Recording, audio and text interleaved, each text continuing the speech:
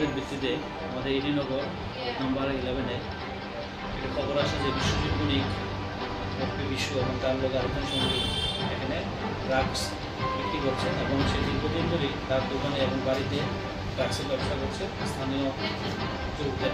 এই সংবাদের ভিত্তিতে আমাদের থানাটি অথরিটি পারমিশন নিলে আমরা তার দোকানে যাই এবং তার দোকানে গিয়ে আমরা রেড করি।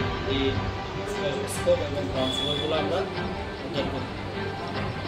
বিশ্বজিৎ বণিক এর আগে 2023-এ একবার অ্যারেস্ট হয়েছিল তার বাড়ি থেকে, তখন বিপুল পরিমাণে আমরা ব্রাউন সুগার উদ্ধার করেছিলাম এবং তার বিরুদ্ধে NDPS কেস বলে ও 3 মাস জেল খেটে সে আবার সেই একই দ্বারায় আগের মতন এই ব্যবসা শুরু করছে।